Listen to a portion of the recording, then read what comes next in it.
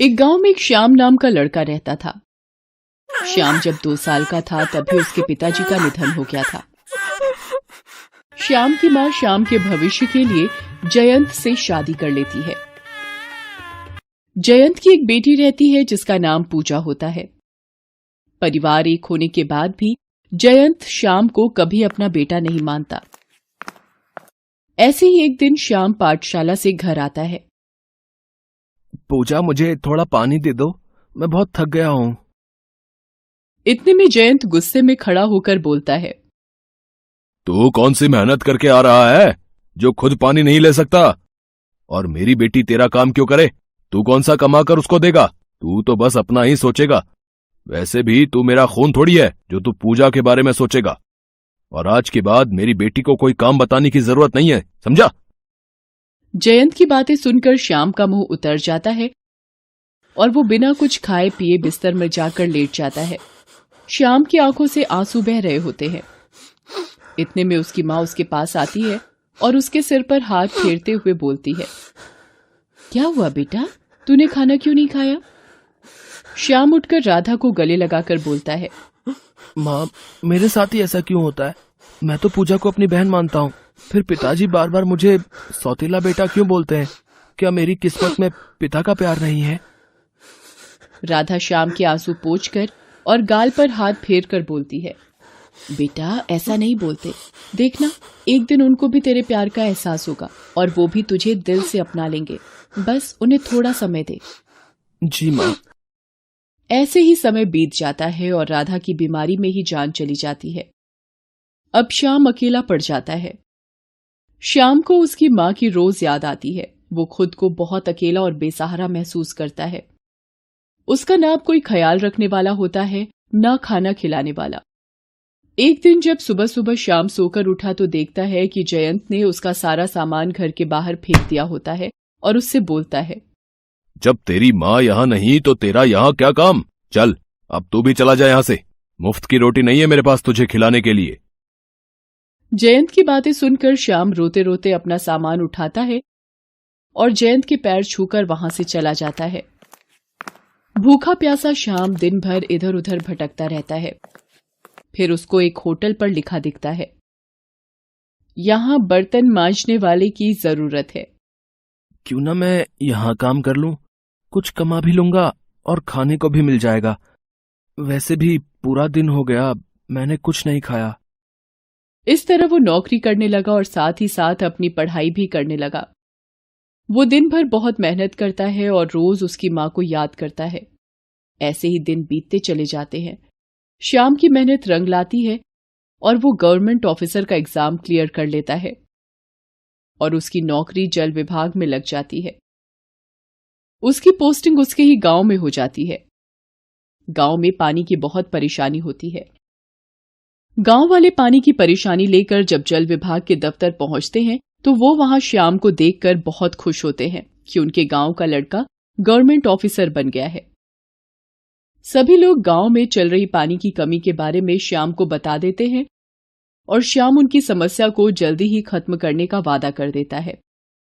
उन सब में ही मुंशी जी भी श्याम से मिलते हैं। बेटा कैसे हो?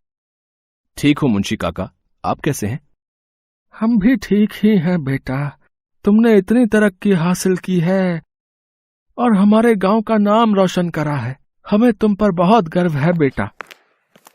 आज शाम को तुम हमारे घर आ रहे हो बेटा। देखो, अब मना मत करना। श्याम के कई बार मना करने पर भी मुंशी जी नहीं मानते हैं। मुंशी जी की जिद के आगे श्याम मजबूर हो जाता है और वो उनके घर खाने पर जाने के लिए तैयार हो जाता है। शाम को जब श्याम मुंशी जी के घर पहुंचता है तो वो देखता है कि जयंत मुंशी जी के घर के बाहर खड़ा होता है और वो बहुत परेशान दिख रहा होता है। श्याम जयंत के पास जाता है, उसके पैर छूकर पूछता है, पिताजी, आप इतने परेशान क्यों लग रहे हैं? तुझसे मतलब? जयंत वहां से चला जाता है। उसके जाने के बाद श्याम मन में सोच रहा होता है, पिताजी इतने परेशान क्यों थे? श्याम मुंशी जी के घर में जाता है।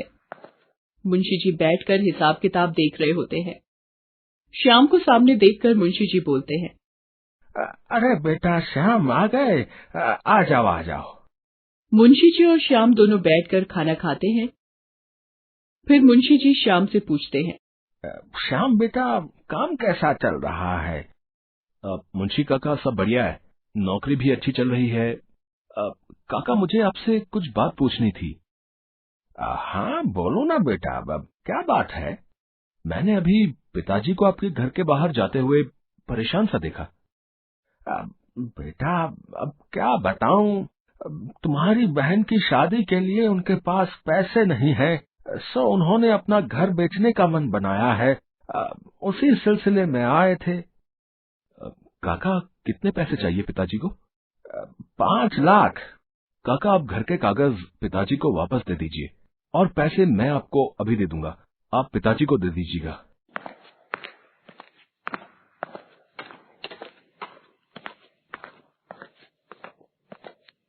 श्याम 5 लाख रुपए मुंशी जी को देकर वहां से निकल जाता है। थोड़ी देर बाद जयंत पैसे लेने मुंशी जी के घर आता है। मुंशी जी पैसे। मुंशी जी पैसे और घर के कागज दोनों जयंत के हाथ में पकड़ा देते हैं। मुंशी जी ये घर के कागज आप वापस क्यों कर रहे हैं और ये पैसे भी दे रहे हैं? ये पैसे मेरे नहीं, तुम्हारे बेटे श्याम के हैं। उसी ने तुम्हें देने को बोला है। इतना तो कोई सगों के लिए भी नहीं करता जयवंत, जितना तुम्हारे सौतेले बेटे ने करा है। मुंशी जी की बातें सुनकर जयंत की आंखों में आंसू आ जाते हैं और वो भागकर श्याम के घर जाता है और उसको आवाज लगाता है। श्याम बाहर आता है। श्याम को देखकर जयंत गले लगाकर बोलता है, श्याम बेटा मुझे माफ कर दो, मैं बहुत गलत था। पिताजी आप कैसी बातें कर रहे हैं? कभी कोई पिता अपने बेटे से माफी मांगता है? और ये तो मेरा फर्ज है, पूजा मेरी छोटी बहन जो है। इतना बोलते ही श्याम को उसकी माँ की बात याद आ जाती है कि एक दिन उसके पिताजी उसको जरूर समझेंगे और उसकी आंखों में आंसू आ जाते हैं। श्याम और जयंत दोनों घर जाकर जोर शोर से पूजा की शादी करवाते हैं और फिर श्याम जयंत को लेकर शहर चला जाता है और दोनों बाप बेटे साथ में रहने लग जाते हैं। रिश्ते खून से नहीं, दिल से निभाए जाते हैं।